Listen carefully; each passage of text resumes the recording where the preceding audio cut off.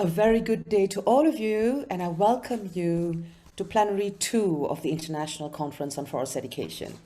My name is Sham Satguru, and I'm the Director of Operations at the International Tropical Timber Organization, the ITTO. Now, the first segment of this afternoon's plenary is devoted to reports from the 8 breakout groups that were held yesterday afternoon and this morning. Now, the 8 breakout groups focused on 8 issues that the Global Forestry Education Project and its survey identified as key. The breakout groups actually provided a fantastic opportunity for closer examination of these topics by selected speakers and by the participants through an active exchange of views. And I must say that the exchange of views so far has been very impressive. And I thank all of you who have contributed to the discussions within the breakout groups. And I feel that I'm honored to moderate this session. Now, the one point of housekeeping before we proceed. The conference organizers would request that those of you who are able and who are taking the floor during the reporting back and also in subsequent sessions, please enable your camera and try to speak very slowly and clearly. This will be immensely helpful for our translators and interpreters. Right, now let's kick the session off. And we will begin the reporting with breakout group 1.1, entitled Planting the Seeds, the Importance of Early Forest Education at the Primary and Secondary Levels to Inspire Young Minds. This session was organized jointly by UNESCO and the FAO. I call upon Bernard Coombs to present the outcome of this breakout group. Thank you, Bernard. All yours. So, as was just mentioned, this session was co-led by FAO and UNESCO, and the aim of the session was to look at the status of forest education at primary and secondary levels. It explored how children can be provided with a foundation to better understand the vital role of forests as a critical step to safeguarding our natural resources. And the session resulted in 3 key recommendations. First, we need to raise awareness of environmental and forest issues on every level using all available tools. Primary and secondary schools can and should address matters of sustainable development, including the sustainable management of forests. Education for sustainable development must be understood as an integral part of quality education, and transformative learning for people and the planet is a necessity for our survival and that of future generations. Second, we need to develop innovative and interactive approaches to teaching adapted to local contexts. Whenever possible, students should spend time learning in actual forests. We need teaching approaches that can inspire and excite young children, including hands-on, interactive learning, game-based learning, and child-to-child teaching. Forest education should also emphasize solving local problems and demonstrate links between ecology and local cultural practices, values, and ways of life. Third, finally, we need to fund environmental and forest education, starting at primary level. Forest education requires public and private investment. Forest education programs can be developed through partnerships, engaging local governments, universities, civil society, and private philanthropy. Proving the reputation and impact of a forest education program and showing private companies how forest education can improve their corporate responsibility scores can encourage investments. By planting seeds of hope for a better, healthier planet in the hearts and minds of young children, we can inspire future generations of foresters. I close by quoting one speaker, a forester working with the government in the Philippines, whose experience of forest education as a young child changed the course of her life. She said, and I quote, "My childhood dream was to become a nurse so I could take care of sick people. But the Kids to Forest program made me realize that a forester wears a hero's cap in protecting, conserving, and helping manage the very lungs of Mother Earth." Thank you.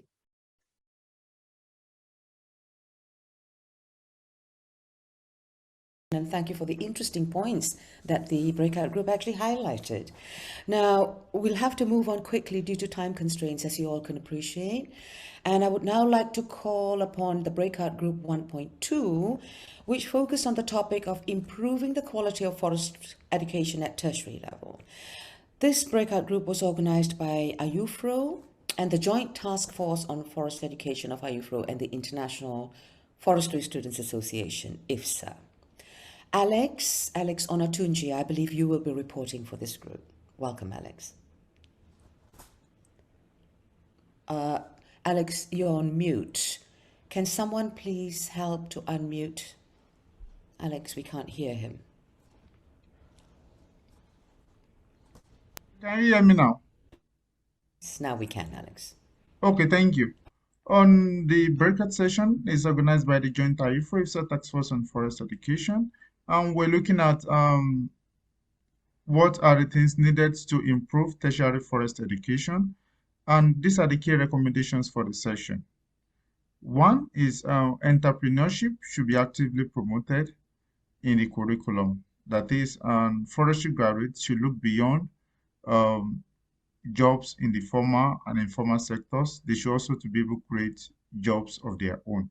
Also, it is emphasized that there should be more collaborations between universities, organizations, and industries in order to develop holistic curriculum, and that curriculum should be reviewed time to time. So this will help us to be able to deliver the best form of education to students. On the third recommendation is that student motivation needs to be well taken care of. That is, if students are not well motivated to study a program or to be in a course, they will not be ready to learn as much as possible and prepare for future opportunities in their studies. I want to say that forestry education is growing, and based on our session, we received quite a lot of initiatives. Can you hear me? Oh, okay. So, and based on our sessions, we received quite a lot of initiatives going on in the forest education sector. And we hope that with this conference and other activities, forest education can be taken to the next and great level. Thank you.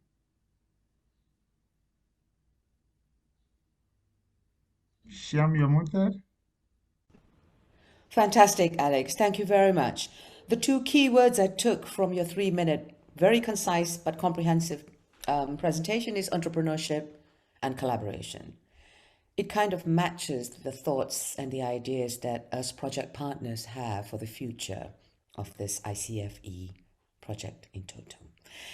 Next, let's move quickly to breakout group 1.3, which focused on enhancing practical field training, technical and vocational education and training, and farmer field schools.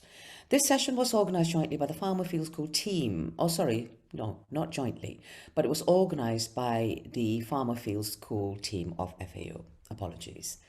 Jose Diaz, I call on you to report for this group. Is Jose amongst us? Hashem, it seems that Jose just dropped off the call. Let's maybe move to the next breakout session and we can come back to 1. Okay, let's do that. Let's do that. So I'll move to group 1.4 now, entitled Improving the Content of Traditional and Indigenous Knowledge in Forest Education and Strengthening Traditional Knowledge Systems. This session was organized by the Social Forestry team at the FAO. And Gordon Manu, I understand you will be reporting for this group. Gordon, floor is yours. All right, thank you very much. Okay, so our breakout group season was organized by the Social Forestry team at FAO, and we tried to explore ways to improve the traditional and indigenous knowledge in forest education, and also strengthening this knowledge. And the breakout group season led to some key recommendations, and which I'm about to mention them. Okay, so we agreed that we need to recognize and respect both complementarities and differences between traditional indigenous knowledge and also scientific knowledge systems, and adhere to ethical standards in research and the utilization of research results. We also emphasize that we need to facilitate indigenous-led education programs and research to build solid partnership and ensure consensual traditional knowledge use and documentation. We also came out with an idea to ensure that the educational institutions need to stimulate the transmission of languages and help communities to retain linguistic diversities. And by that, we also emphasize on the need to capitalize on the upcoming International Decade of Indigenous Knowledge in doing this. We also realize that there's the need to facilitate intergenerational transmission of indigenous knowledge, reaffirming the status of indigenous elders as knowledge holders. Our final recommendation also emphasize the need to raise awareness on the respect and protection of indigenous property rights in forest education curriculum with regards to the use and documentation of traditional knowledge. And last but not the least, we also realize the need for policy support for the integration or mainstreaming of indigenous and traditional knowledge into formal education systems. So these are the recommendations, and we believe that this could help to foster the focus of our discussion. Thank you. Thank you so much, Gordon. What you have also said has been strongly articulated for some years, and it is our hope that at least as one of the outputs from this International Conference on Forest Education, there will be more progress made in the near future. Fantastic. Next, let's go back to group 1.3, which focused on enhancing practical field training, technical and vocational education and training. And I see that we have Jose Diaz back with us. Welcome, Jose. All yours. Thank you very much. Yes, our session was focused on how to strengthen farming field schools and technical and vocational education and training in order to strengthen also ongoing field practices. Basically, our session was focused on how to improve ecological literacy among farmers and producers and foresters, and how technical and vocational education and training can adapt to this changing forest sector.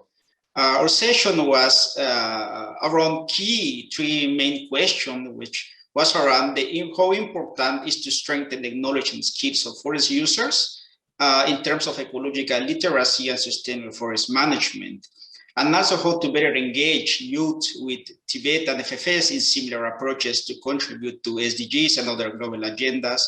And the last one, how to better support the strengthening of these processes through institutionalizations and to promote participatory forest education and extension. Some key points made around this was that the forestry sector is changing and approaches should need to adapt to these changes as well. Forest education and Tibet and FFS have various challenges related to expanding the scope on local development, participatory approaches, social and community forestry. The needs to adapt to green jobs, to create partnerships with private sector and to promote entrepreneurship as well is another challenges. On the other hand, farming field schools can enable indigenous potential farmers and foresters to become active participants in their own development.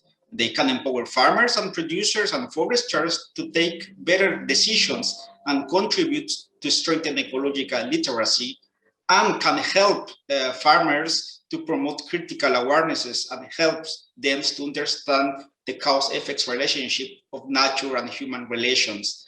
It's a huge potential that we have through these participatory approaches to improve agriculture through forestry, to promote more trees into agriculture and then enhance carbon sequestration. We have a key recommendations from this on how to empower these processes. And the first one is to support to empower farmers and producers and foresters to ecological literacy.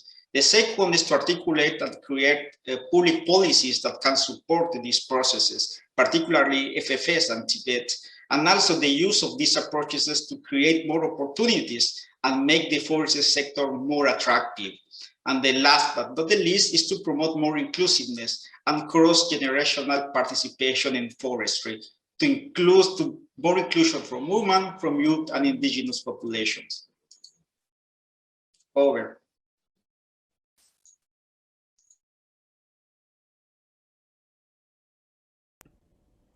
Thank you, Jose. Thank you. That was a very, high-speed delivery, actually, but very key points there have been delivered. So supporting our farmers, use existing mechanisms, upgrade them where possible, and inclusivity, cross-generational participation, extremely important.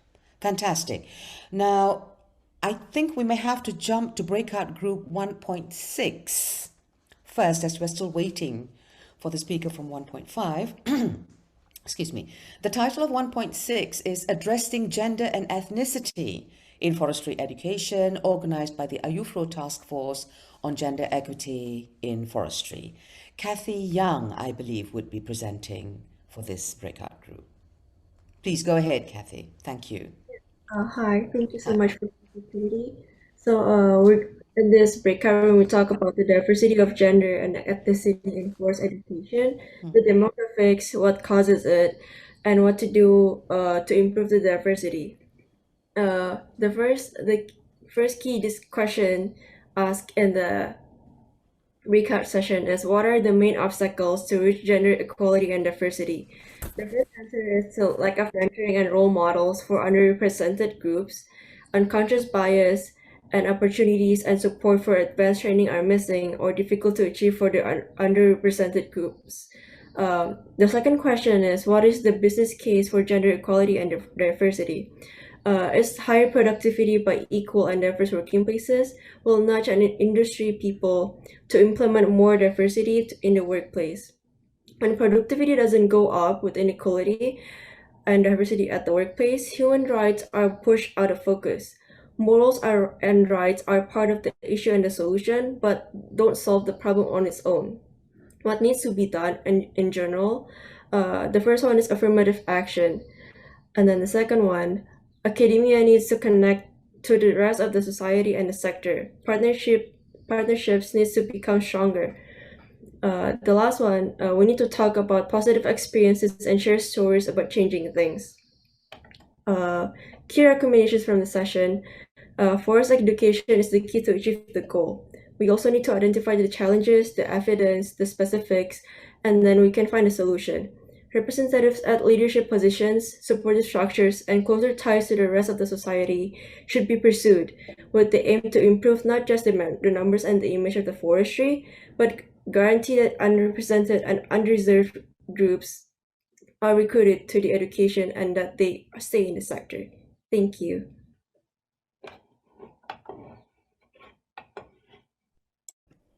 Thank you very much, Kathy. Again, very pertinent points that have been raised by the working group. And affirmative action definitely goes a long way. Everybody would be interested to hear that ITTO is almost on a 50-50, almost, not quite, but nearly there, on a 50-50 gender balance within the organization. Partnerships, of course, is absolutely necessary, and sharing of experience in finding solutions. The thing is, the solutions are always equated with affirmative action to make these policies happen. So thank you, Kathy. Next, I think we go back to 1.5. ITTO, is that you to report on group 1.5 on expanding? Huh? Thank you. Jose Carlos, sorry. I was given a different name. Oh, I'm sorry, my apologies. Sorry. So, Jose Carlos, expanding the scope of forest education, fostering a more integrated and holistic approach. The organizers here were Reforestamos Mexico and the joint IUFRO-IFSA Task Force on Forest Education. Take it away, Jose, all yours. Muchas gracias. Buenos días, Shem. Muchas gracias a todos los que nos apoyaron en la realización de estas sesiones. Nosotros reflexionamos acerca de que para lograr una educación forestal más integrada y holística, se requiere integrar las nuevas temáticas y desafíos actuales que vive la sociedad. Necesitamos ver al bosque más allá de ser un productor de solo bienes y servicios e incorporar el manejo y la visión del bosque en nuestras actividades diarias para resolver los problemas que actualmente enfrentamos en la sociedad. Durante las dos sesiones, la gente habló sí de las necesidades que hay en el bosque, como los incendios forestales, el cambio climático, pero es cierto que también tenemos otros problemas como vandalismo en los bosques, como la necesidad de incorporar a los jóvenes, que es importante que aquellos que son profesionales forestales o que estudian el bosque sean capaces también de resolver. Para esto es importante, muy importante, que las personas seamos capaces de construir puentes con otros sectores, de manera que integremos a los inversionistas, al sector privado, a la sociedad civil, a la educación de otras carreras. Para esto es importante que también aprovechemos lo que cada país tiene que ofrecer en talento y en oportunidades, en innovación y en creatividad. De tal manera que al final saquemos al sector forestal de lo forestal y vaya más allá y todo el mundo vea el valor, y que finalmente logremos comunicar al bosque de una manera distinta y más innovadora. Muchas gracias a todos. Thank you, Shin.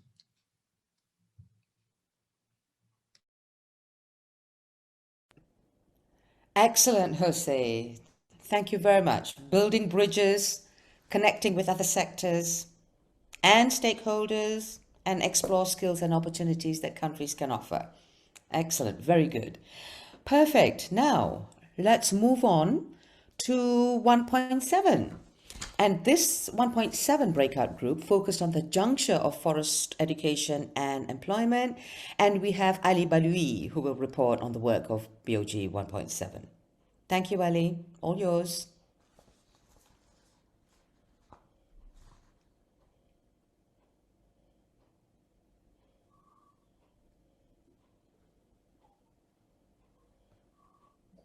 Am I audible?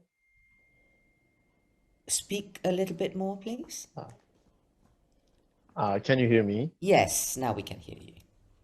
Okay, thank you. Go ahead. This session presented outcomes of the IUFRO Global Student Survey, educating towards forest-related employment, and fostered a lively exchange with the speakers from tertiary education institutions, students' representatives, employers, and policymakers.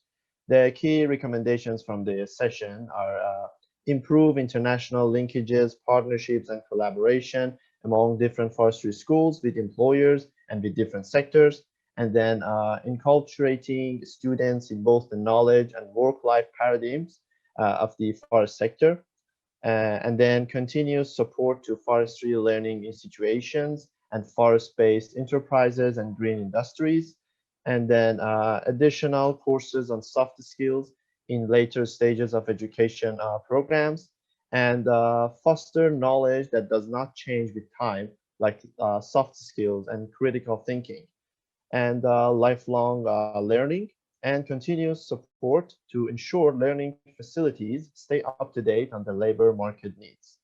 And call to action points 6, investment in forest education, continuing education and informal learning, and strengthening partnerships.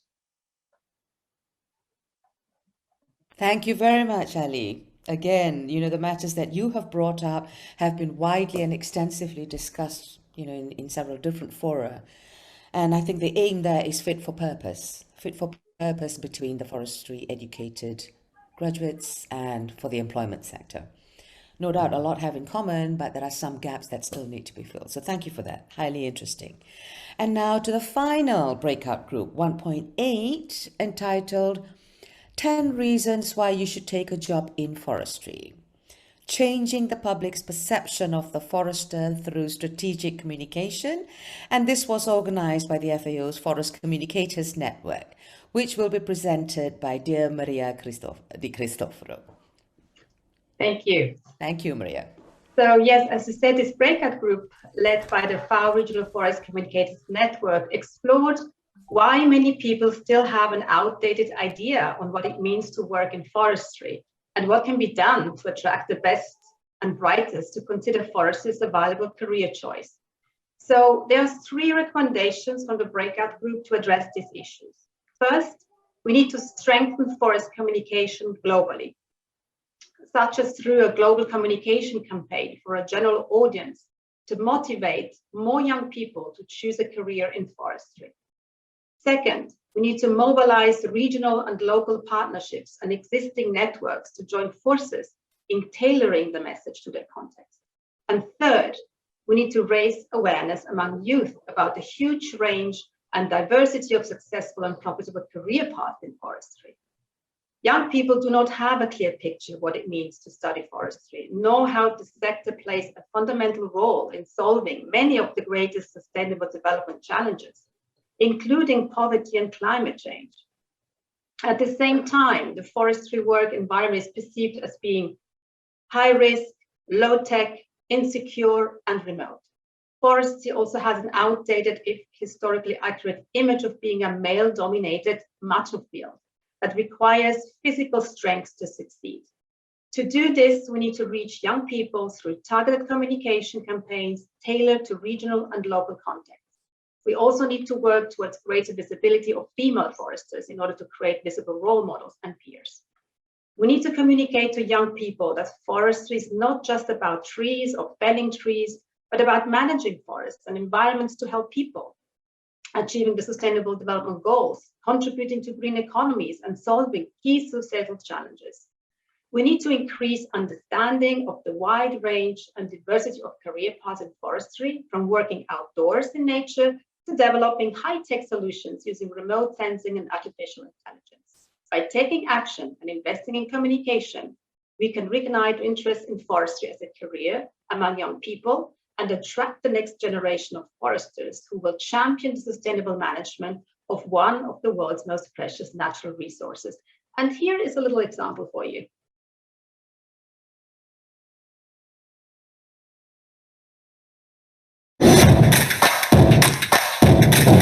Monitoring system.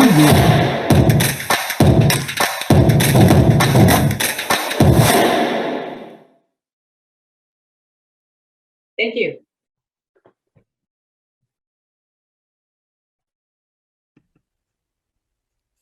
Fabulous, Maria. Gosh, you know, that last clip, where are the girls? The girls are missing.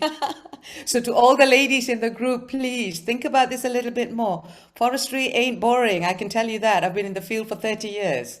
Do it. And I'm not a trained forester either. So there we go. Think about it seriously. But thank you, Maria. Again, very pertinent points brought up. It's communications, communications, communications. And it requires investment.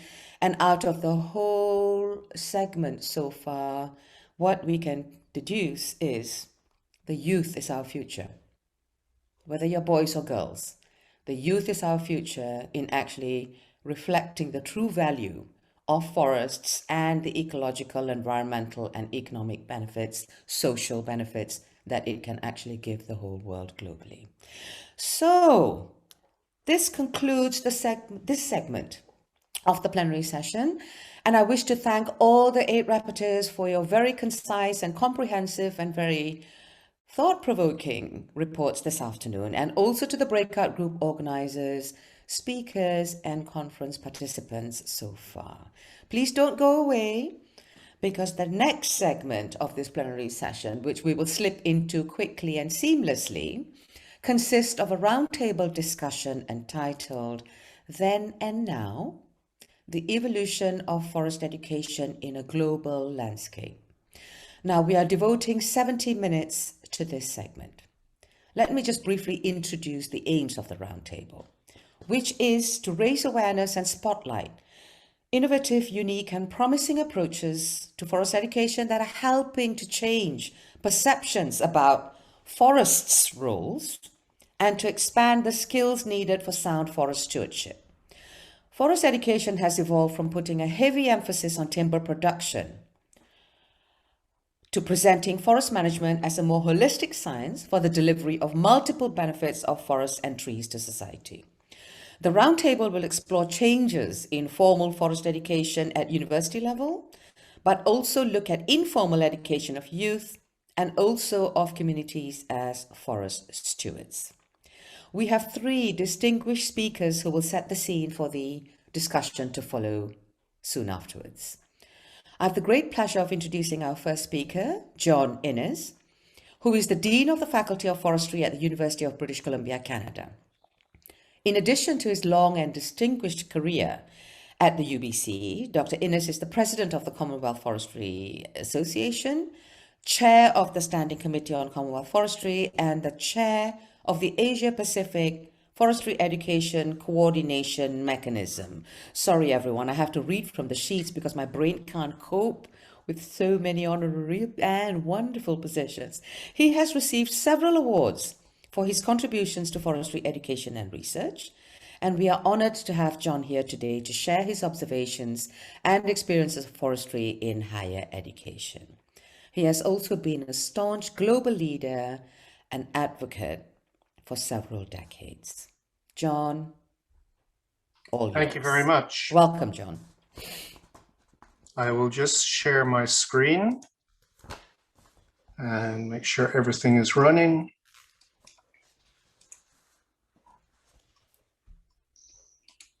Is that good for everybody? I assume it is. Sham, can you indicate? I can see the cover, yes. Okay. Yes. So I was asked to give a short presentation on forestry in higher education, some observations and experiences. And what I thought I would do is just run through a little bit of where we have come from and where I think we might be going. So there's actually a long history of forestry at universities. USA, Canada, and Australia, the UK all came relatively late. There were many countries that had been teaching forestry at universities for a lot longer, particularly in Europe, where Germany, France, Austria, Turkey, and a number of other countries had been teaching forestry. The history of forestry research is even longer. And as many of you may know, IUFRO is one of the oldest international NGOs in existence. What I find interesting is that forestry as a discipline predates many other disciplines, including science, broadly defined, chemistry, biology, and physics. And I have great pleasure pointing that out to my fellow Dean of Science at UBC, who sometimes thinks that forestry is a rather upstart, new discipline that really doesn't deserve a place. We go back a long way. And there are many early textbooks on forestry. I'm sure many of you have heard of Heinrich Kotter and his book on silviculture, although I suspect that fewer of you have read it. I'm sure everyone in the FAO who's on this call will have looked at this book. It is in the basement of your library, and it's pretty hard going, I have to admit. Those calling in from America may be more familiar with this book, A Primer of Forestry, and I'd encourage you to look at it because while it talks about timber production, it does emphasize the many other values associated with forests. And the early textbooks, including those of William Schlich, all emphasize that. They do not concentrate entirely on timber. They talk about water, they talk about land, they talk about wildlife. And some of the early schools are still there, although maybe not in the form that they used to be. This is the Victorian School of Forestry that Rod Keenan, who is on this call, I noticed, will be very, very familiar with. During the 20th century, we saw a major expansion in forestry education. And this was particularly true of the USA, where a lot of land grant universities were established. And these often had forestry schools. Not every one of them did, but it resulted in a profusion of forestry programs. These programs, interestingly, were based on teaching particular competencies, and many of those programs also had major public outreach functions, in marked contrast to many of the European programs. However, towards the end of the 20th century, concerns about environmental issues, together with other factors, often resulted in the weakening of some of the forestry schools, and eventually it led to their redesign or closure in some cases, not every case. This is just a map of the USDA land grant universities, and you can see how widespread they were and how early many of them were established, although forestry wasn't really established in them until round about the turn of the 20th century. Unfortunately, what we have seen in the last 20 years or so is many schools closing, including ones like the Oxford Forestry Institute. This is reflected both in terms of a lack of demand among students and a belief that among some that forestry was not a topic for a modern university. I was very closely associated with the leader of the Oxford Forestry Institute, and I remember him telling me on several occasions that the concern was that the scientists there were not publishing in Nature and Science. They were publishing in journals that were actually read by practicing foresters. Interestingly, at the University of British Columbia, it took a long time before forestry was taught, and actually we're in our 100th anniversary of the first teaching of forestry. That was because a lot of university officials thought that forestry was an inappropriate subject for a university. And we still see this feeling in some quarters that forestry is not a subject that is sufficiently rigorous to be taught at a leading university. And I think that is actually very inappropriate and completely untrue. As I mentioned, we're actually celebrating our 100th anniversary, but many other universities celebrated that a long time ago. I particularly like the University of Istanbul. This is a cover that was issued in 1957, the year I was born, celebrating their 100 years. So we've seen amalgamations and closures. These have mainly occurred in the Western world. In many other countries, forestry schools seem to be doing quite well, although the quality of the education is very varied. There are some exceptions in the Western world. In Canada, while we've seen Toronto closing its forestry faculty and amalgamating into a School of Landscape Architecture, many of the other remaining schools are actually doing quite well. I think what's important to look at is in some jurisdictions, forestry programs are closely tied to professional accreditation requirements. This ensures that graduates are trained to practice forestry and that they are employable. And what we find is many students entering these programs with the intention of entering a career in forestry. However, in many parts of the world, there is no capacity for accreditation, and universities have taken on forestry without actually having the capacity to deliver a good practice-based program. Many of the students entering those programs are really interested in the degree certificate rather than going out and working in forests, and they have no particular interest in a forestry career. I remember reviewing one forestry program, won't say in which country, but I interviewed students as part of the review, and not a single student was interested in actually working in forestry, even though they were studying forestry at university. One of the problems of giving a good forestry education is that it is highly experiential. Students learn best when taken into the forest and shown how things work, whether it's ecological processes or silvicultural techniques. We've found that that works best in small groups with high student-teacher ratios. Unfortunately, it's also very expensive, and field schools tend to be cut when program budgets are trimmed. There are budgetary pressures, together with a mistaken belief in some quarters in the power of technology, that mean that this aspect of forestry education is sometimes shortchanged.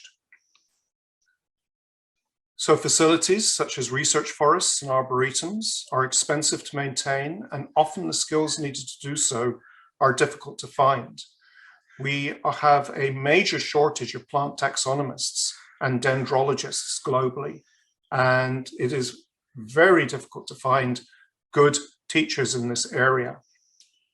What we sometimes find is expertise in these subjects being replaced with technology. What do I mean by that? Well, when I've talked about plant identification to some students, they tell me it's not a problem because they have apps that solve this. They can take a picture of a plant and they find the answer. I actually asked someone to demonstrate this to me. I was in the field in the interior of China, and the app took a photo of what was clearly a juniper species and identified it as an Atlantic cedar. Completely wrong. We've talked or we heard in the breakout group about recruiting students. What we have seen is forestry schools have diversified into related areas such as conservation, reclamation, forest biotechnology, and those schools are doing well. However, care is needed as these other fields can quickly take over. And we saw that happening at the Yale School of Forestry and also at the Australian National University. In such circumstances, forestry can become increasingly marginalized, with real forestry knowledge being lost. So where are we going? What I think is that the nature of university education is changing, not just in forestry, but much more broadly. And COVID has shown many universities that there is a possibility of doing more online and more remotely. Schools are going to need to adapt to a number of trends, including deciding what's more important between degrees and certificates, between career outset, in other words, young people learning at university and lifelong learning programs, between teaching locally against teaching internationally, between face-to-face and virtual, between campus-based programs and regional programs. And I think in some countries, at least, we will see an increased emphasis on indigenous approaches to land use and how we effectively blend indigenous knowledge with non-indigenous knowledge. And we see programs like this, the Australian Master Tree Grower, certificates that are basically providing training for people, and universities could be playing a role. We also see a lot more smaller institutions, often independent of universities, that are delivering forestry education to adults and others who are interested. In terms of investment, it's very variable. We're seeing some universities, such as in China, where significant amounts of money are being invested in forestry programs as well as in other educational programs. At the same time, others are cutting back on higher education budgets, and forestry is having to fight for survival. And one of my colleagues here in Canada at the University of Alberta frequently recounts just how many problems that she is encountering keeping her school running. These funding differentials will ultimately shift the dominance of particular schools, although I don't think that excellent forestry programs can be created simply by throwing money. There does need to be an ethos of an academic center of excellence, and that may take a lot longer to establish than some people realize. So in conclusion, major changes are occurring, but these are always happening. We've seen changes occurring for as long as forestry has been taught. We're seeing the forestry education landscape changing, and I think we will continue to see that. And as I said, we will continue to see some new trends emerging: micro-certificates, certificates, degrees, lifelong education, and other aspects. Many of the principles espoused by early foresters, such as Biolay, Schleich, Pinchot, Furneaux, are as applicable today as they were when they were proposed. But the history of the discipline is rarely taught in modern programs, And I think for many of us, we should really go back to our roots and see how some of these early thinkers developed ideas and then apply them today in the modern context, because listening to the results of the breakout session that we've just heard, many of the principles, I think, were laid out long ago, and we've been a little remiss in not applying them over the last 20, 25 years. Thank you very much.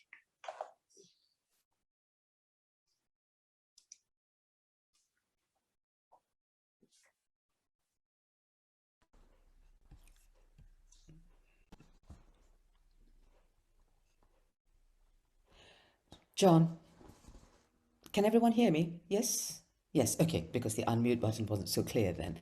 Thank you so much, John. A very thought-provoking presentation. You know, the historical look at how forest education has evolved around the world and how it continues to change is very instructive as we ponder and plan the future directions. I remember the time when the Oxford Forest Institute was closing and how heartbroken I was to hear that. But there was nothing that Malaysia could do on our own to save it from happening.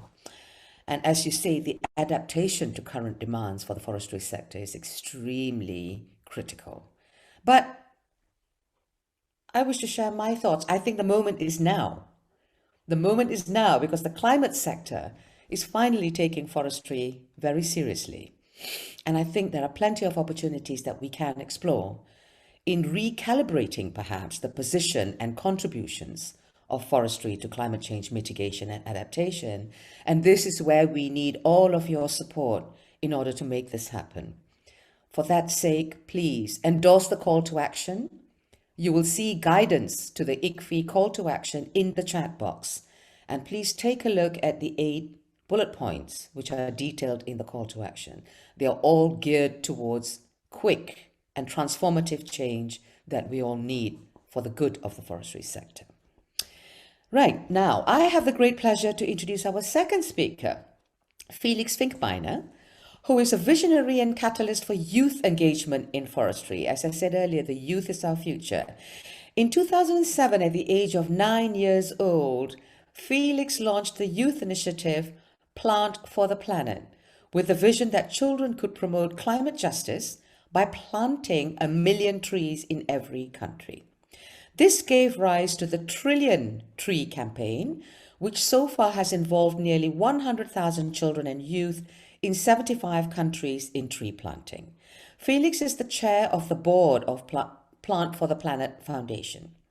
Felix is also a PhD candidate at ETH Zurich, studying forest restoration and its contribution to addressing the climate crisis. Felix will speak about the Plant for the Planet Academies, and Felix has also contributed for a number of times to the Global Landscape Restoration Forum. Felix, we welcome you. Thank you. And thank you very much. So I'm still very far away from actually getting my PhD. I'm just a PhD student at the moment. So it'll take some time for me to actually get there. But thank you so much for allowing me to share a bit of our work at Plant for the Planet. As you said, we're a children youth organization that kicked off about 14 years ago with really education about climate change and forest restoration at its heart. But I want to quickly give you an overview of the other work we do at Plant for the Planet before I properly dive into our forest education, a part of it. So we really have 3 main areas of work at Plant for the Planet. The first part of Plant for the Planet is our children and youth work that I will be speaking about today. The second big part of Plant for the Planet is our own restoration work, particularly here on the Yucatan Peninsula in southern Mexico, where I'm calling in from right now.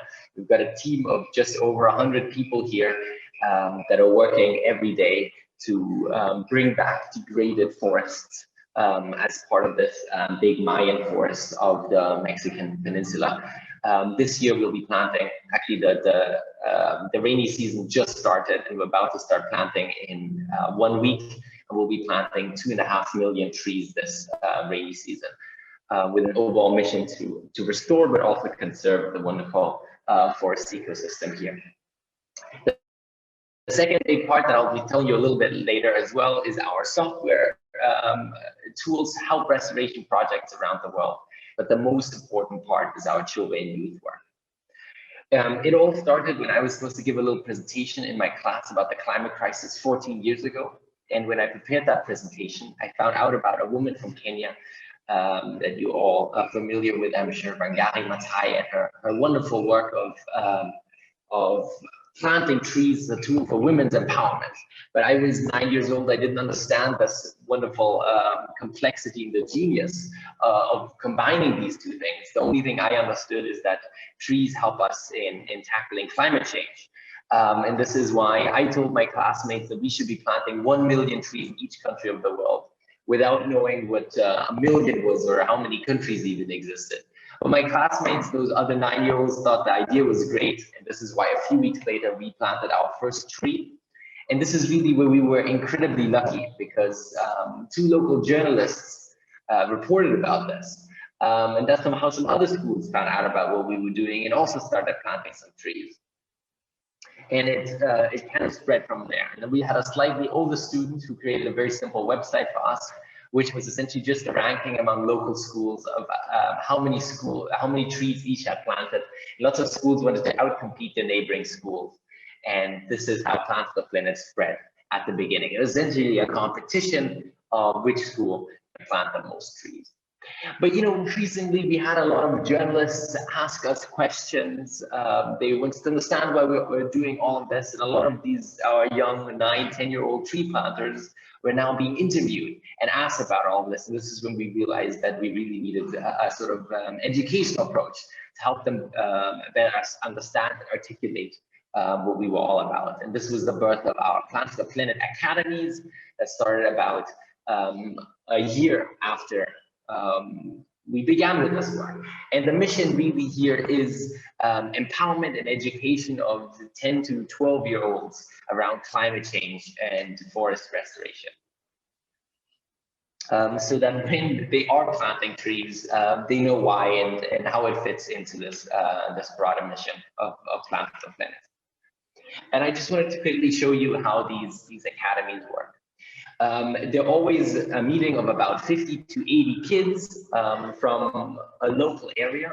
We try and invite as many kids as possible from as many different schools as possible, so that with one academy, we're reaching kids going to lots of different local schools so they can carry that message back into their schools. And these presentations always begin, these academies always begin with a presentation from another young kid involved in Plants the Planet. What's incredibly important here is that the speaker at the beginning, teaching about what climate change is and why forests are an important tool in tackling the climate crisis, are not much older than the participants of the academies themselves. The participants tend to be 10 to 12, and the speakers tend to be 14 at most. So that this mission, this message, this implied message, is spread that I can be doing things now as well, right? I don't have to wait until I'm, as old as my teachers to be able to share this message and to get involved. But if this person who is, maybe barely 2 years older than I am can be speaking about this and sharing this and doing all these wonderful things, and I can be doing it too. So this is how it all starts with these peer-to-peer presentations.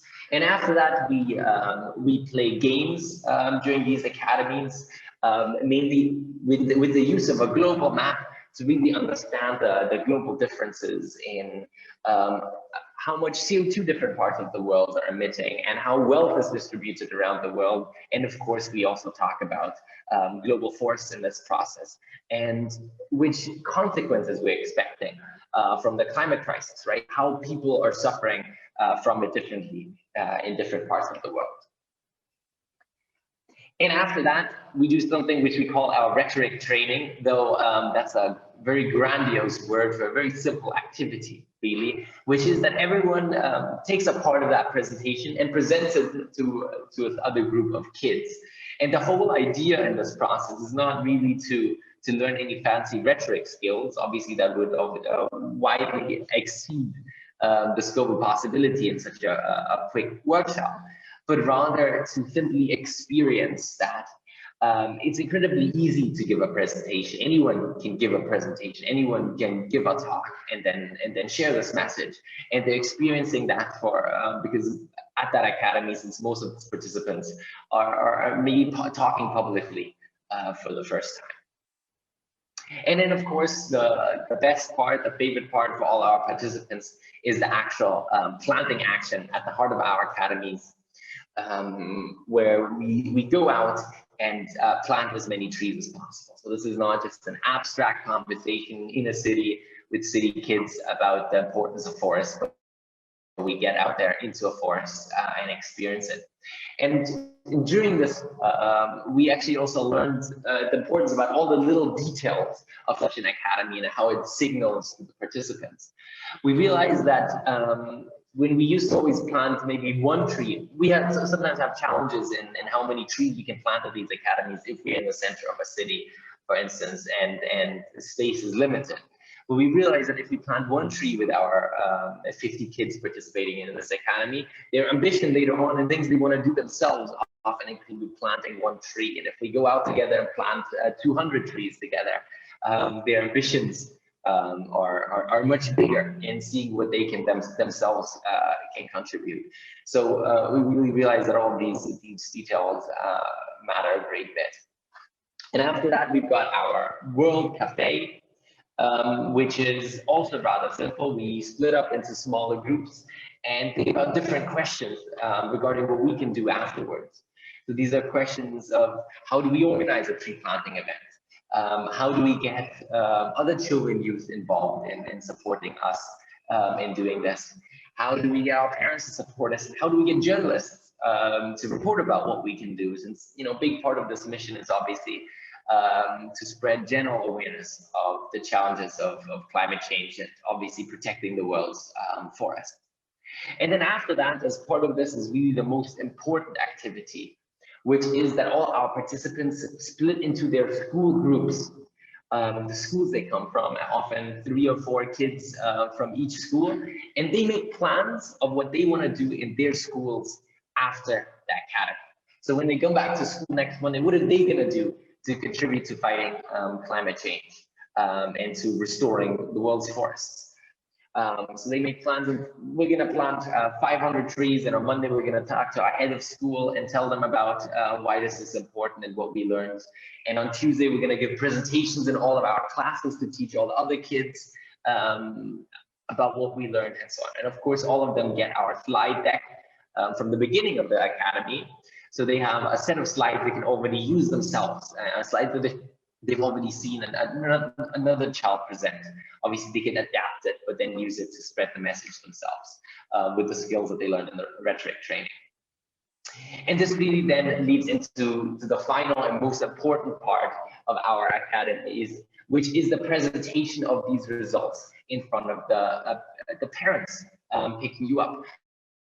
So at the end, all the parents show up to pick up their kids. The academy isn't quite over yet, because those school groups are then presenting their plans in front of their parents, which is a beautiful form of commitment. This is what I'm doing. I want everyone to hear it, and also gives the parents a sense of what happened with their kids during this one day when they were with us at Plants the Planet, and gives the parents an opportunity to then support their kids in doing so.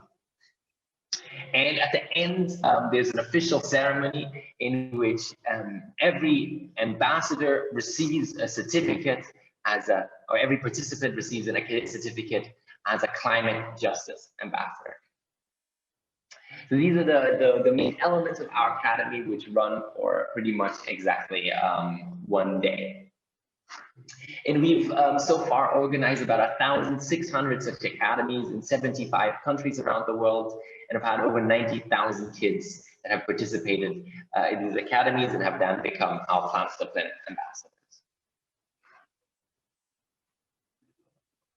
And it's truly wonderful to have kids join us from all around the world. And this is also one of the core concepts behind our academies that are incredibly important to us. Really, four core concepts that motivate every way in which we structure these academies.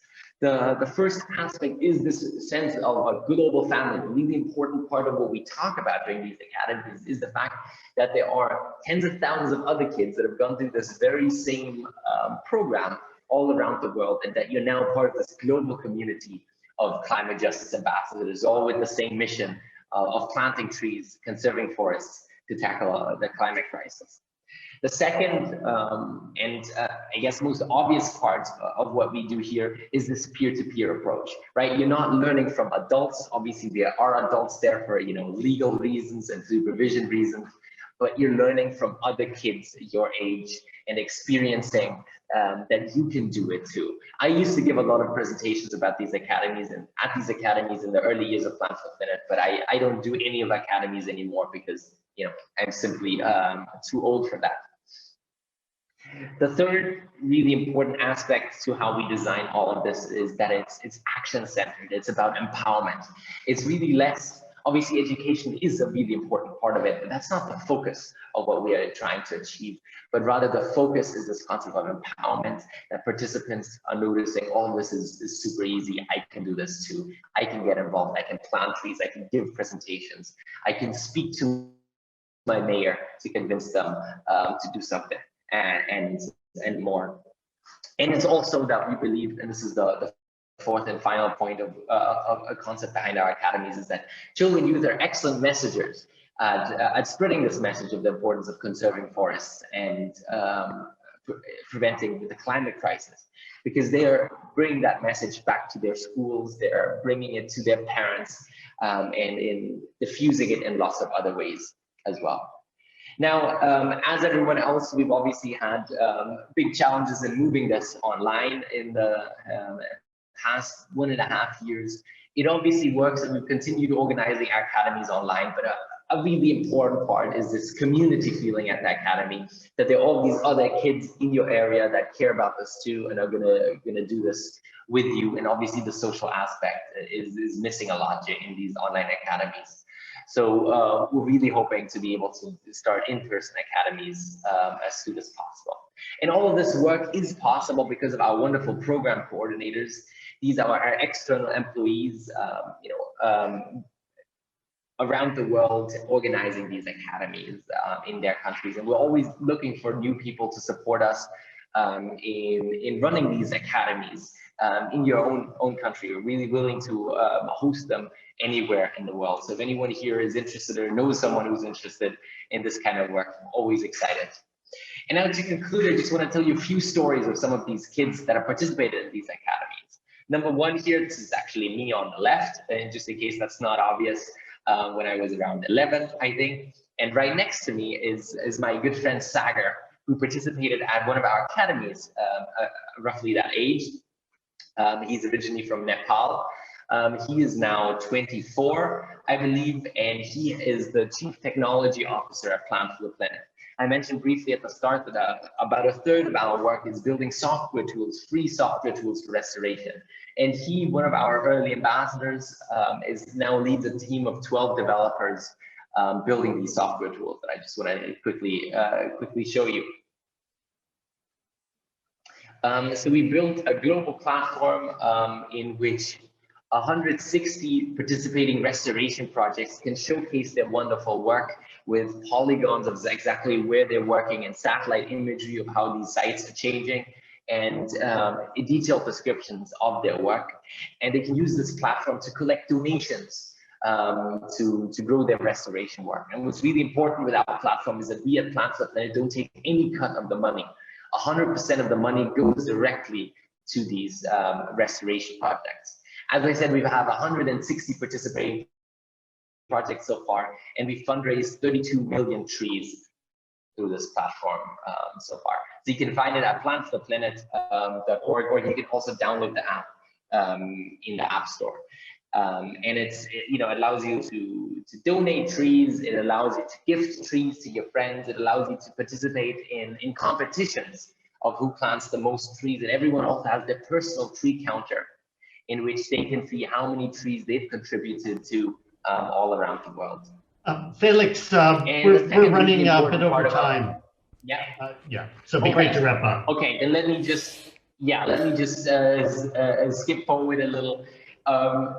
The really valuable part of this is all our wonderful Ethiopian youth spreading our message around the world, anywhere from their schools to their mayors to their parliaments to even the United Nations General Assembly, where several of our ambassadors have spoken over the years. One wonderful example is our ambassador Yana, who's just 12 years old, but gave this wonderful speech at a conference that was so impressive that her governor, Ami Laschet, probably the next chancellor of Germany after the September, invited her for a sit down in which she spent 30 minutes explaining to him that he should make his state the first carbon neutral state in Germany. And another one of our ambassadors was the inventor of the change chocolate, which is a chocolate we sell all across Germany to fund our restoration work. And it's now actually the most sold fair trade chocolate in Germany, and much more. So this is how wonderful all of these kids are that are participating in our academies, and we're incredibly grateful to each one of these over 90,000 kids that have joined us at these academies all around the world. Thank you.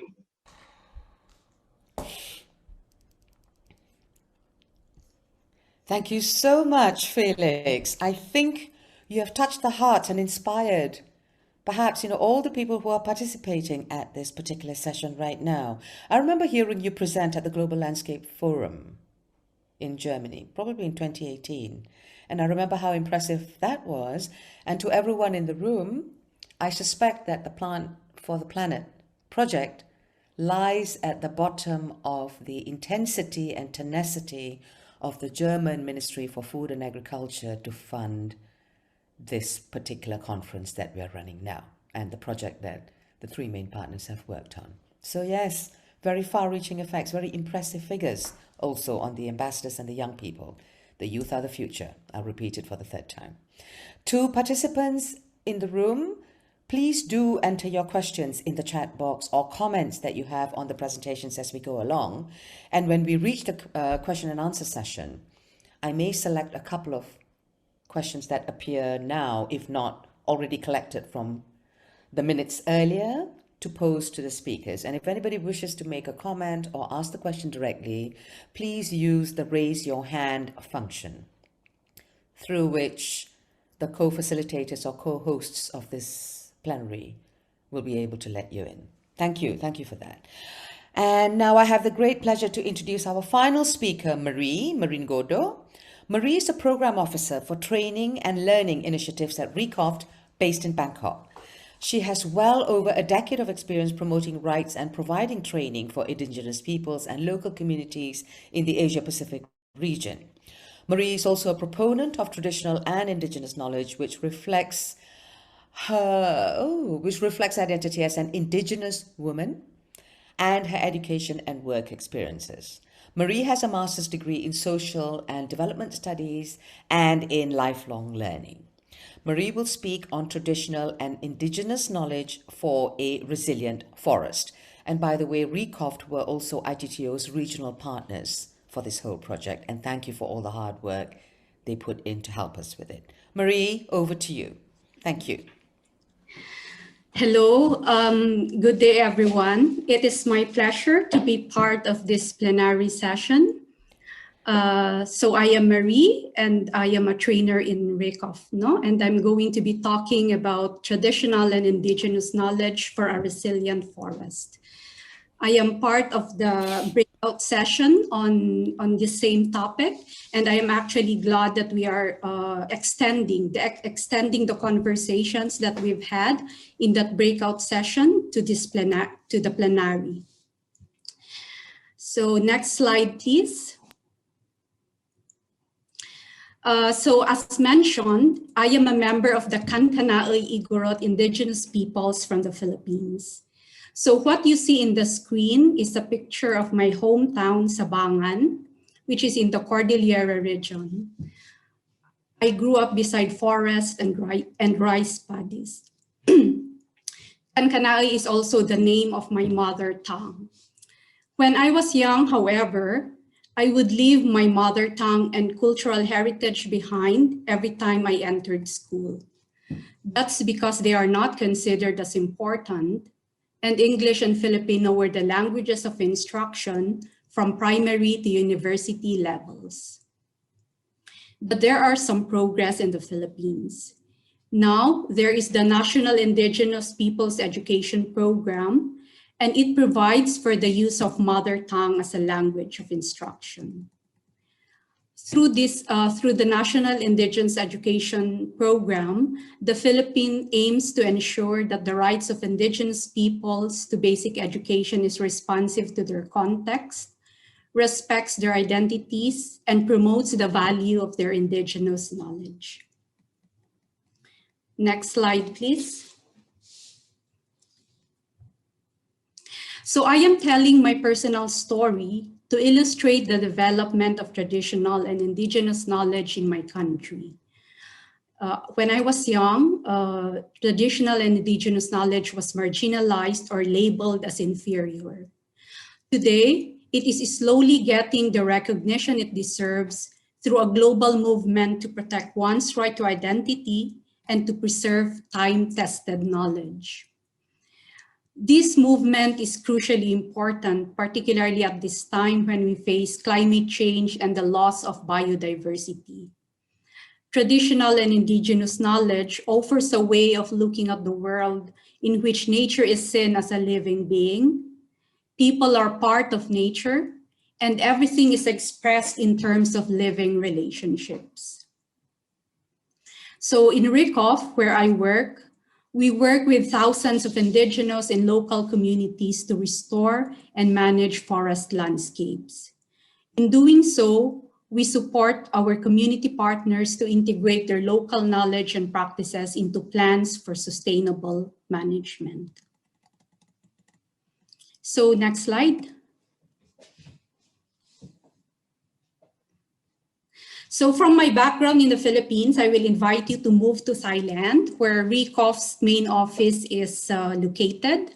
And today I'm going to share with you how one community championed traditional knowledge to deliver a healthy forest and fair benefits for people.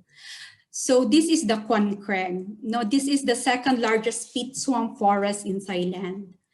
With the support of the GEF, UNDP, the Thailand government, and RICOF, the local community of Quan Kreng is restoring and conserving the peat swamp by relying on traditional knowledge. Next slide. So the community set up learning centers to host learning activities and raise awareness about the peat swamp. You can see in this slide that the whole landscape is a place to learn. So there are 3 learning centers. Each learning center has different stations with activities where students or visitors can experience and learn about the many aspects of the peat swamp forest. There are stations on forest fire management, ancient medicines and herbs, traditional dance and storytelling, and the many different livelihoods that are found in the forest, like fishing and basket making. So these different stations integrate the many benefits of the Quan Kreng peat swamp as a carbon sink, a habitat of important species, and a provider of ecosystem services that sustain life and livelihood. And very much related to what I'm talking about now, it is a hub where traditional and indigenous knowledge is nurtured. Next slide. So integration of these different values provides a holistic and comprehensive view of the forest. This is one of the fundamental contributions of traditional and indigenous knowledge to forest education. It broadens our view of the forest, not only as a natural environment, but also as a socio-cultural space where there is a living relationship between people and forests. Next slide. Initiatives like Quan Kreng's learning centers can flourish only when people recognize that traditional knowledge is important, that the people who live in the forest are valid sources of knowledge, and that learning does not only happen within a classroom. The whole village and community is a school. These are characteristics of traditional and indigenous knowledge, and forest education can be improved when we recognize these ways of knowing and learning. So what's next for traditional and indigenous education? Next slide, please. So there is a growing number of initiatives on traditional and indigenous education. However, they are only small pockets of innovation.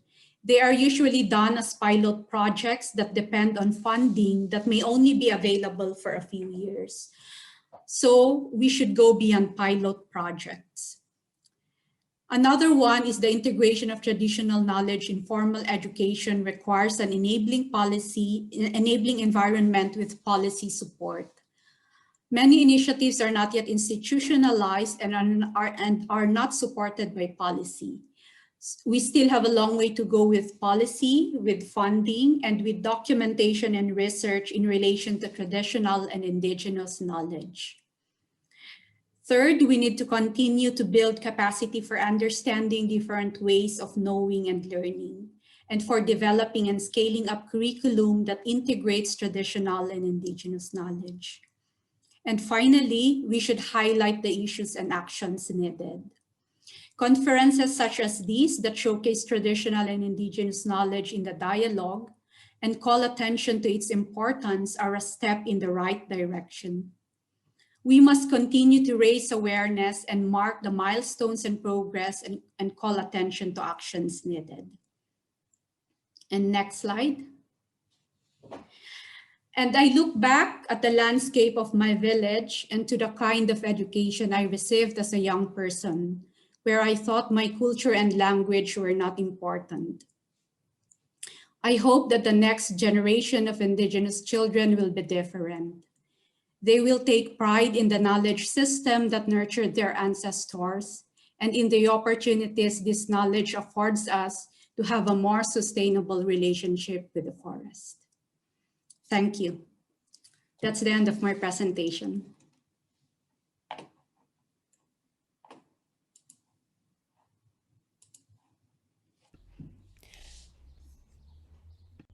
Thank you so very much, Marie. Again, very thought-provoking, and you're highlighting some issues that were also picked up by the breakout groups from the discussions that were held yesterday and today. Some of the most important ones, of course, would be the integration of traditional and indigenous knowledge with science, which is indeed imperative. Coming from Malaysia and also working at ITTO, where half of our membership are tropical developing countries, I think it can be safely said that I would fully endorse that. We have seen much progress in recent years, but you're absolutely right. There is still much room for improvement. And the second key issue that you have also highlighted, and I've also seen it raised in the chat box, the multilingual and multicultural elements of forest education needs far more attention than it has been given. It deserves far more to encourage a far better understanding of how is it that globally as a community we have a shared responsibility in ensuring the sustainability of our forests and its contributions to the long-term sustainability based on the Sustainable Development Goals. But thank you for that, Marie.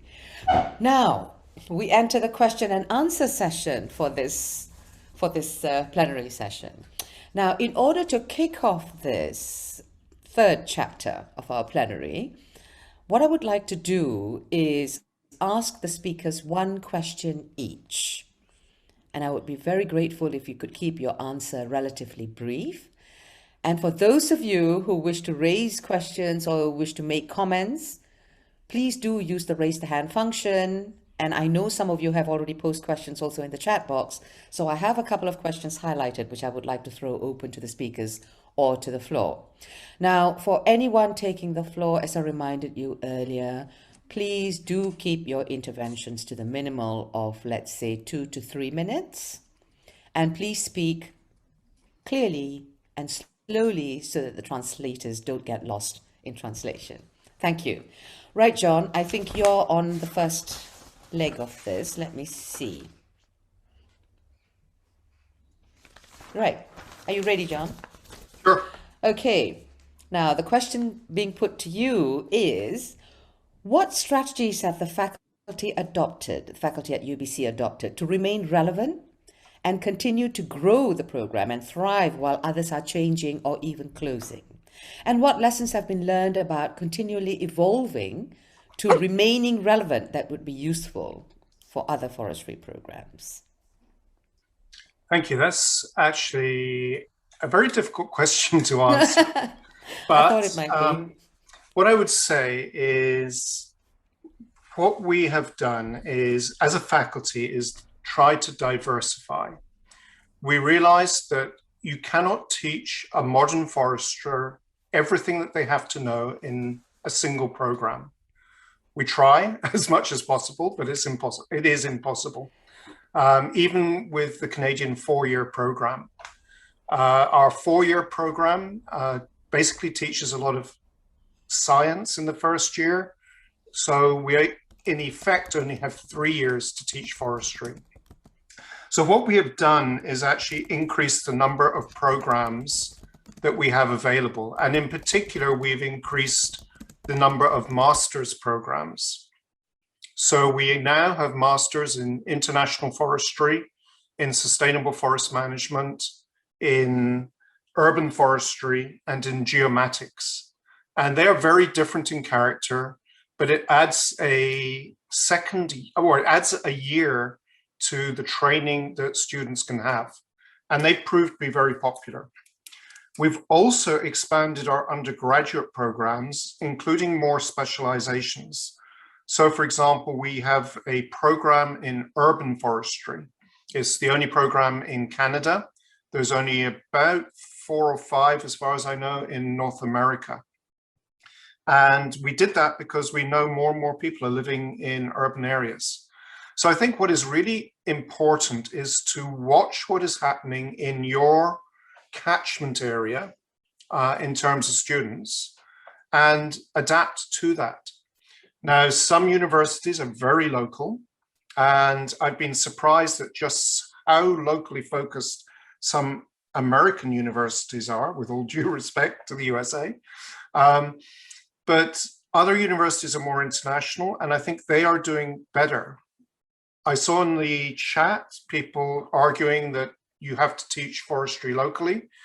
I agree to a certain extent, but not entirely, because there are many principles that can be taught to international students. And students also benefit from getting experiences of forestry in completely different situations. So I think that there's a lot that can be done. I would say the key, though, is to diversify and also to try and, as a faculty manager, I would say to try and diversify the sources of income. So you're not entirely dependent on young students coming to university, paying what in some cases are pretty exorbitant fees. If you have a greater catchment and lifelong learning is a real possibility, then you've got more chances of adapting and ensuring that you have sufficient income to remain flexible. That's a bit of a rambling answer, but it was a fairly long rambling question.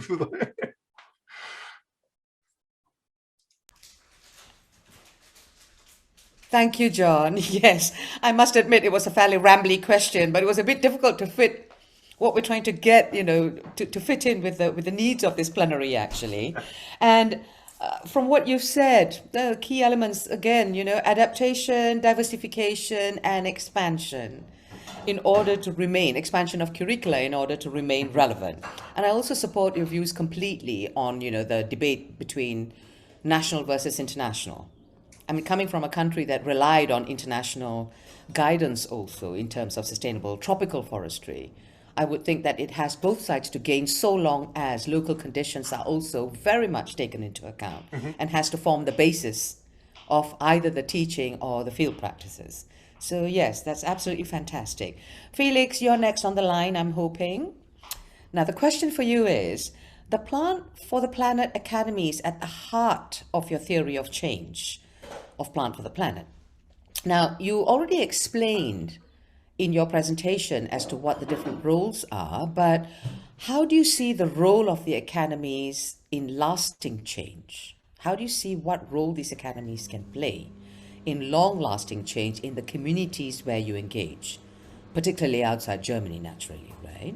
And also helping to bridge the public divide to better appreciate the role that trees and forests are playing in the climate agenda. Thank you. Again, 3 minutes for your answer, if possible. I'll try and be as brief as possible. I think the big mission of our academies is really to complement primary school education in this area and to give people an introduction to these incredibly important themes at an incredibly early age. And we obviously hope that many of them will engage in our other programs as part of Plants for the Planet, in planting trees and so on. But a lot of these kids that have participated in our academies, then they go on to participate in programs hosted by other NGOs and other options. Like, could have been a huge number of our academy participants later joined Fridays for Future protests, of course, and so on. So I think that's a really important part. That this is the academies are sort of an entryway for a lot of kids into the climate movement, and obviously also the landscapes and restoration movements, but then continue to participate in this in lots of other ways. And that's wonderful, and start their own initiatives and so on. And in terms of bridging these gaps, I think that children are wonderful messengers of these ideas when they speak to their parents, when they speak to their educators, and so on. It's a very inoffensive, non-confrontational way to spread this sort of message in communities. And it's been really working incredibly effective in lots of different communities all around the world. We host a lot of academies in our in Germany, where we started off with our Plants for the Planet work, but also all around the world in lots of different communities.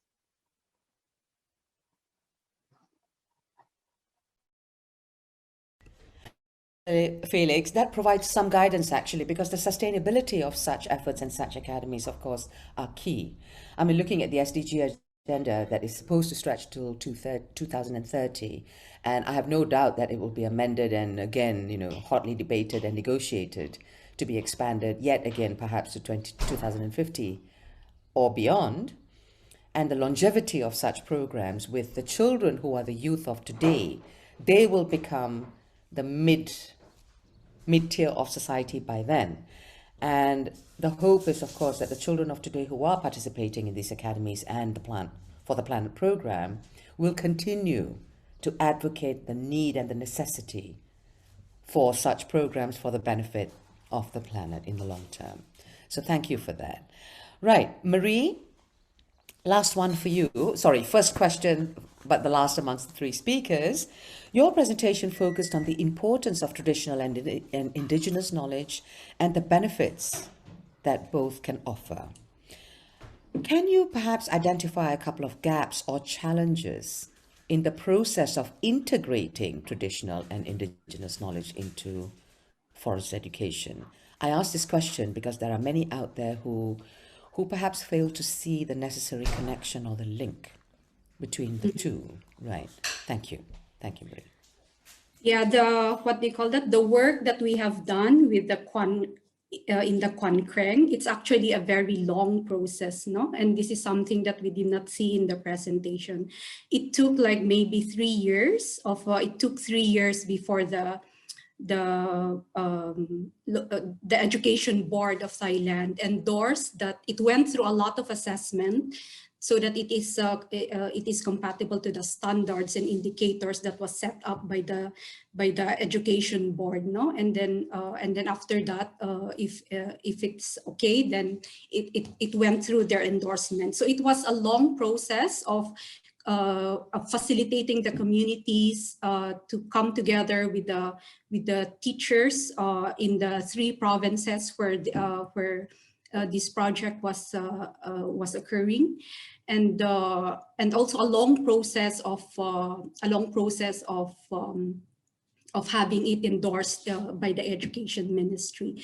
But I think that one of the challenges, and I'm talking not only in this, what do you call that one, not only in with this Kwan Kreng project, no, but my experience before coming to RACOF working with the indigenous curriculum is that indigenous and traditional knowledge is very dynamic, no? It's and it's kind of like hard. It's very dynamic. It's very specific to the context, and it's orally transmitted. And sometimes the challenge is that how do you integrate such a dynamic, flexible, very context-specific knowledge into the rigid structure of the formal education system, where it puts a lot on emphasis on written and documentation, on documented knowledge. So before we can actually even go into the integration of traditional knowledge to the formal curriculum, no, we need a lot of research, a lot of documentation. So there's a lot of work to be done before that integration even happens. But I think that the most important one is really to document them, and for this, what do you call that one? For this traditional knowledge holders to be able to articulate, those knowledge, because they are tacit knowledge. So they just know it, they just know it, and it's kind of like hard for them to be able to articulate it into something that we can be able to write. So I think those are some of the challenges of integration. Thank you very much, Marie. Yes, you're absolutely right. That facilitation process is so very important between the different interested parties, which of course should include the indigenous and traditional knowledge holders. And you're absolutely right that such knowledge is generally undocumented. So the documentation process, of course, is, can be quite a challenging process, but it's always the case of where there is a will, there is a way. It would require some investment by countries and by societies to actually capture that knowledge, because it is something that the future generations cannot do without in continuing the quest of conserving the value and contributions of forests. Okay, now I wish to open the floor to speakers from the floor. For any of you who wish to make a comment on the presentations, or if you have a direct question to any of our three distinguished speakers, please use the raise the hand function, and our co-hosts will be able to unmute you and invite you to speak. Now, I can't see everyone on my screen, so co-hosts, I have to indulge on relying on one of you to see if there are any speakers who wish to make a comment or offer an opinion.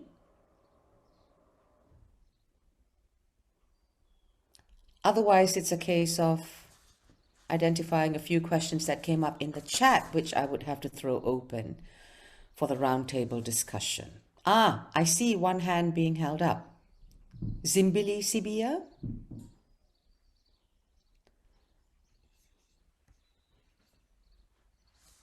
Hi, thank you for Hello. allowing me to speak. Welcome. No, please do. Go ahead.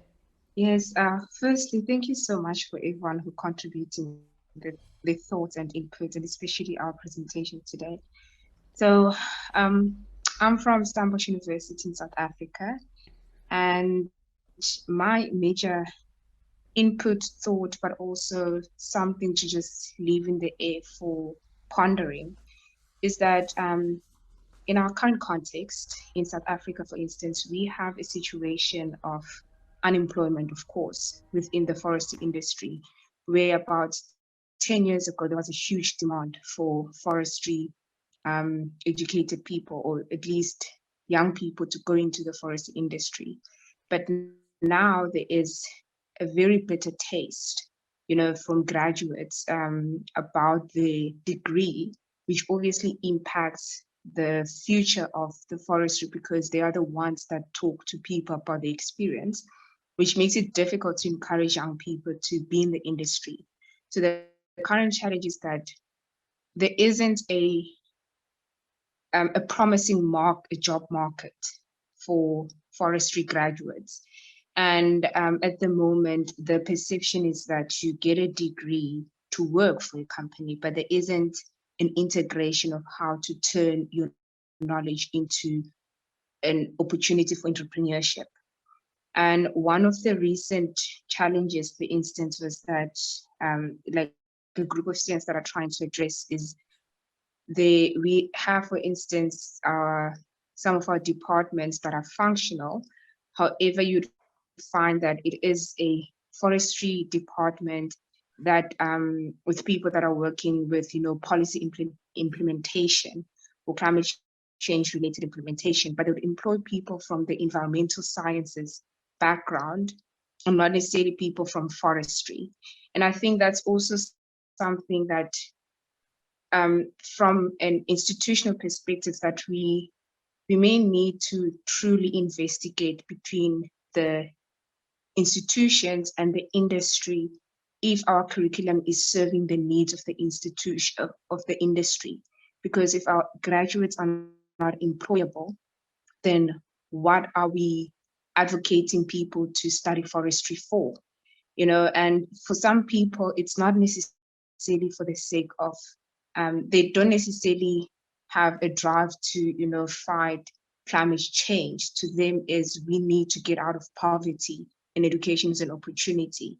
So it is important that we advocate for climate change, but at the same time, it's difficult to encourage that when people's basic needs are not met. So I really enjoy the concepts and ideas and thoughts that are presented.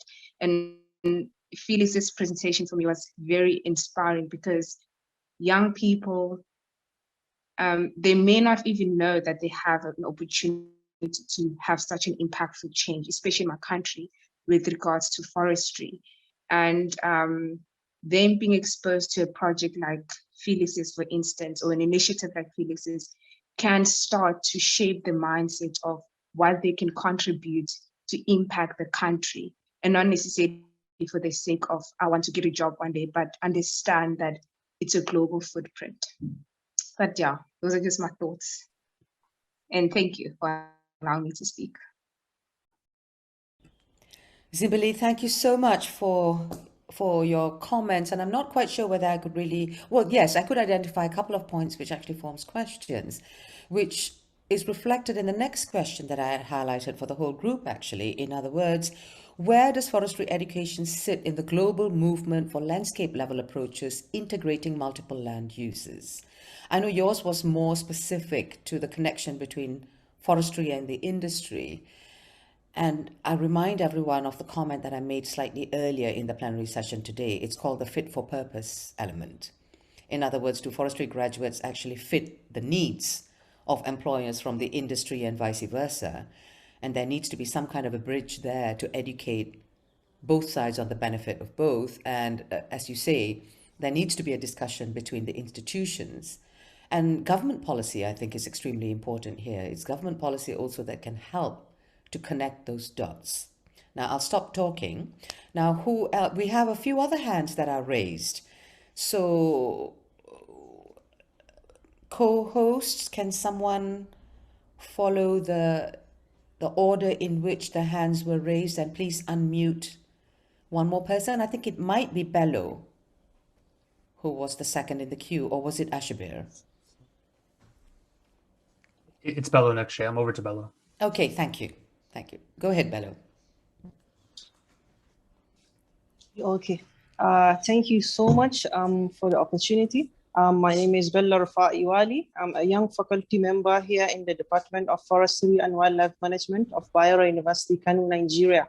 There is a particular problem that I figured out. So I wonder how we are going to call the attention of the world in order to solve this problem.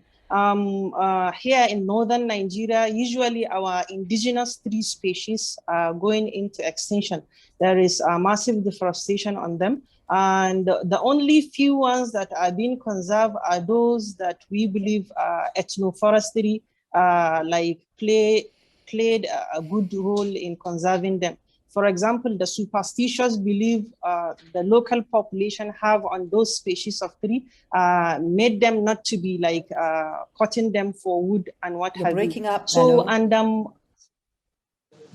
okay, I guess it was like connection issues. So, and like we don't have seed banks, we don't have maybe any movement.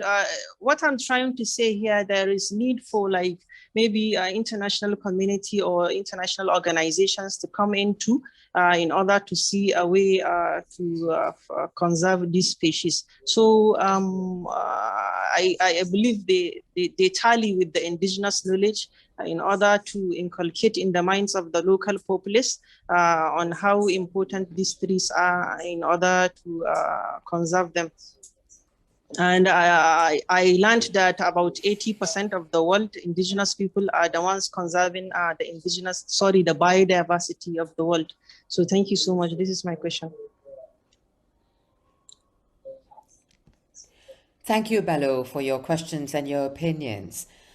Very much appreciate what you're trying to say in northern Nigeria, because it has been on ITTO's radar for quite some time.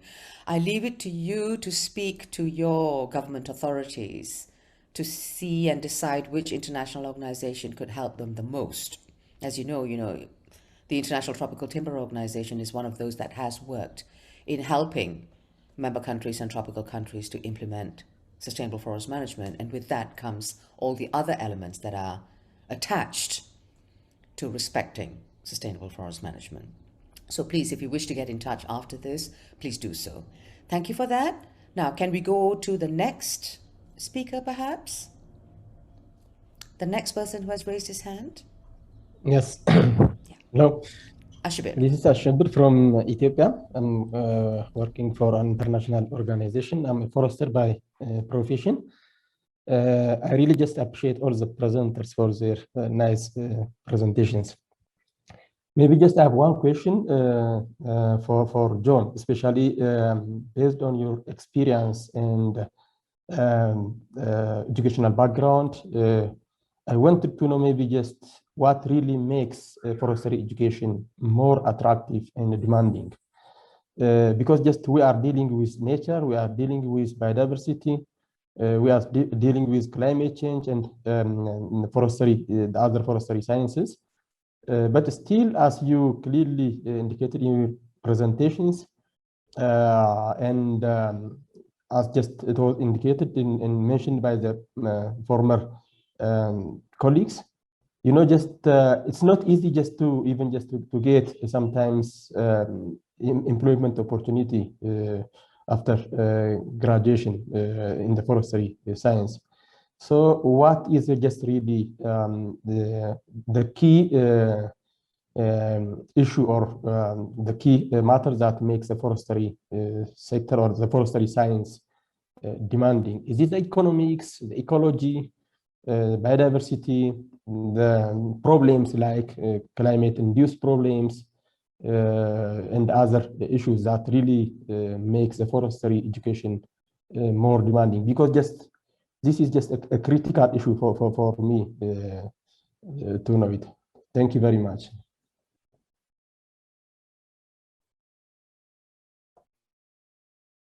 I hope you can hear me. Yes, you can. It's all good. Thank you very much. And all of you are giving us plenty of food for thought in how to take this whole thing forward. And, it's the thought-provoking which is the most stimulating. Now, I think we may have time for one more question or an opinion before we move to the next fourth chapter of the plenary. Would anybody else be interested in posing a question? Actually, there was a question for you then, John. Were you interested in answering that now, or yeah? Okay, go ahead then. Yeah. So, I think the key question there was what makes forestry attractive, and we've put a lot of effort into trying to change the image of forestry, particularly in British Columbia. The image that we had before was people going out into forests, cutting down magnificent trees, turning them into lumber that would then be exported. And what we have been trying to do is show young people in particular that forestry is actually about saving the world. And that sounds a bit trite, but it really is. The forests are a third of the land surface of this earth, and many of them are heavily degraded. It is our role to ensure that firstly, degraded lands are rehabilitated, and also our role to ensure that the remaining forest is managed in the best way possible for a whole range of values, from not just timber, but wildlife, for soils, for water, for the cultural and social and religious values of forests. And that's what forestry is about. And we find people do actually respond to that. We also emphasize, and I judging a little bit from the chat, some people thought that I was actually anti-technology. I'm not at all.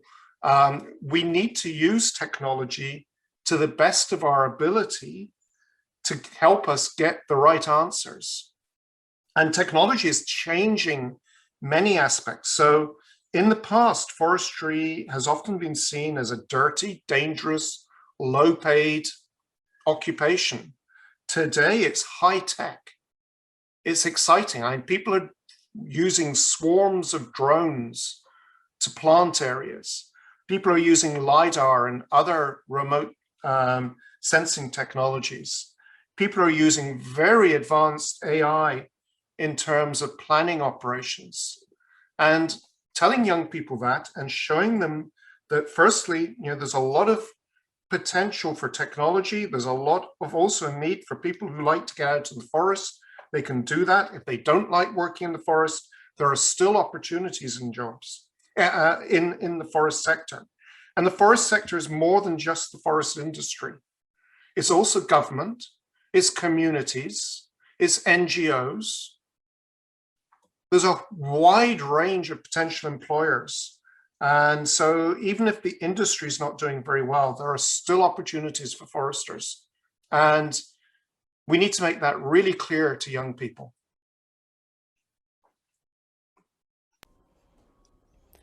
Thank you so much, John. It's true, it's very difficult sometimes to fathom how to make forestry, far more attractive to youth. But from what I can see, I mean, in some regions, it has not deterred people from studying forestry. And generally, it's from an internal passion for the surrounding environment or for the subject area itself. And I think the adaptation point that you mentioned is so, so important, where there needs to be a link to the other sectors that can impact on forestry. I mean, as we know, the international discussion right now is on how to actually eliminate deforestation and forest degradation. On the other side, we have the positive actions such as landscape restoration and reforestation and afforestation. Somewhere all these elements need to just marry together.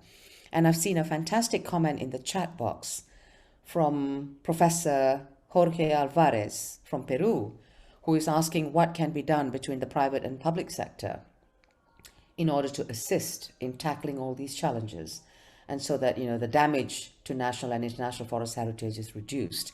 Again, it calls on the word collaboration, working together, and we need forces that can facilitate. And I must agree with what he said, that such face-to-face exchanges, even though virtual and electronic, is really helpful so that knowledge can be transferred and exchanged, which is so critical, particularly under the current challenges that we have right now. So, everyone, what I would like to do now is close the question and answer session, and I wish to thank all of you for the extremely rich and fulfilling exchanges that we have had, not just from speakers speaking, but also through the chat box. And I just wish to take you to a very short segment of one of ITTO's outputs towards this project on International Conference for Forest Education, which has been worked on together by the FAO, the ITTO, and the IUFRO. Now, one of our outputs, which was initially a response to the COVID pandemic and to the need to adapt learning materials, was to produce an online learning course. Now, one of ITTO's key program lines, which was endorsed by our council last November, is called Legal and Sustainable Supply Chains. And I wish to thank the Federal Ministry for Food and Agriculture and Forestry from Germany, BMEL, for having graciously funded our Legal and Sustainable Supply Chains program, and thank them yet again for having provided financial assistance for the particular conference that we're all participating in right now. Now, the Legal and Sustainable Supply Chains online learning course will assist entrepreneurs, forestry professionals, government officials, and students to understand best practices in the timber industry while contributing to the Sustainable Development Goals. It introduces very general but pertinent information on what constitutes sustainable forest management and what constitutes legal and sustainable supply chains. What you see on the screen now is how to access the online course, and through this segment, I proudly wish to officially launch the Legal and Sustainable Supply Chains online learning course.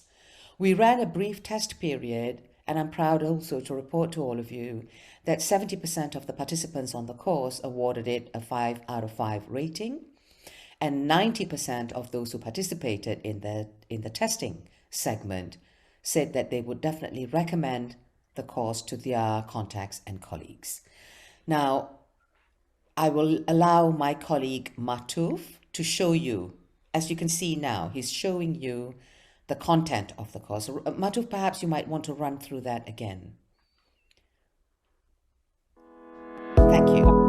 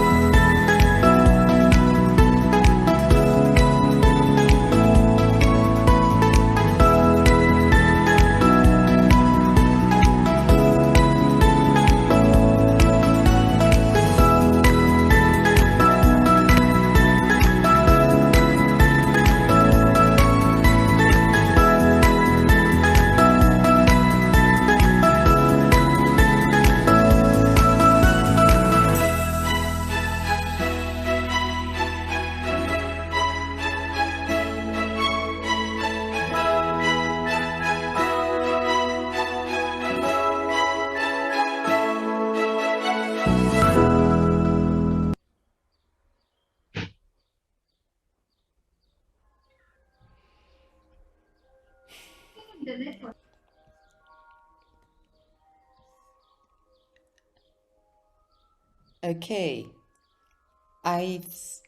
yes, you can see, thank you for that video as well, and I hope that gave you a slight taste of what the course is all about and on the content. And my colleague Matuf is now taking you through the various different modules. It's fairly easy to complete. There are a lot of reading materials that are also attached to every single module to help you understand the topic better. And can I please encourage all the participants who have joined this plenary, please publicize this course, and I would urge you to start using the course, and we would very much love to hear your feedback so that we are able to assess whether any changes are necessary to either the content or the approach. The feedback button is visible on the first page of the screen itself. And if you have any questions, please do email colleagues at the ITTO, including myself, and we will be able to help you through what is it that you need to do. Okay, I think we can take that off the screen now, Matuf. Thank you so much for that. Thank you. Okay, I guess it is time to draw the curtains because we are running out of time. Now, I would like to thank our three distinguished speakers and all the participants at this plenary session for an extremely stimulating 2 hours, which I've thoroughly enjoyed, and I'm sure all of you did too. I find that the interest and energy directed at forestry education in this session is gratifying and is an extremely positive sign for the future. Such energy and effort will be instrumental in driving concerted and collaborative action in strengthening forest education, capacity development, and knowledge sharing. This brings me to my second, or maybe third actually, announcement on the call to action. For those who are just joining the conference now, and for those who were here yesterday for the presentation of the call to action on forest education, please read the call to action. It's accessible on the chat screen, or it is also accessible via the conference website linked to the FAO. I urge you all to read it and endorse it before the closure of the conference tomorrow. You will find the link in multiple places now. My colleagues at FAO are very thankfully, again, putting all the links in the chat box. So please quickly click on that and do the needful so that we can carry these efforts forward. Finally, I have a few minor housekeeping announcements. Please do not log off, because before you take your break, we would like to get everyone situated into their breakout groups before we convene again at 3:15 CET to start the breakout group meetings. 2 sessions of breakout groups will be held this afternoon. The first one from 15:15 to 16:45 Central European Summer Time for breakout groups 2.2, 2.3, 2.4, and 2.5. And the second leg from 16:45 until 18:15 Central European Summer Time for breakout groups 3.1, 3.2, and 3.3. Please be informed that breakout group 2.1 for forest education policymakers and breakout group 2.6 for regional and international organizations have been cancelled. So 2.1 and 2.6 are unfortunately off the radar. The same breakout groups that I mentioned, 2.2, 2.3, 2.4, 2.5, and 3.1, 3.2, and 3.3 will meet once again tomorrow morning between 8:30 and 11:30 Central European Summer Time. And it is important to note that we will not convene together in plenary tomorrow until 1300 hours Central European Time. If you join the breakout groups tomorrow morning at 8:30, we ask you to join 10 minutes early, please. This will allow the conference team to help navigate all of you into your selected breakout groups. A reminder to breakout group rapporteurs as well. Tomorrow's plenary session, you will have 3 minutes to report on the main discussion points of your session. Again, a huge round of applause for all of you, participants, distinguished speakers, rapporteurs, moderators, co-facilitators, all the silent ghosts who sweated to put this whole plenary and the whole conference together. My heart goes out to all of you. I will now close this plenary session, and like I said earlier, I ask that you stay on for some critical guidance on the breakout groups. I turn the mic over now to Khalil Wali to provide the information that you need before anyone takes off for a short break. Again, thank you so much, everyone. Thank you very much.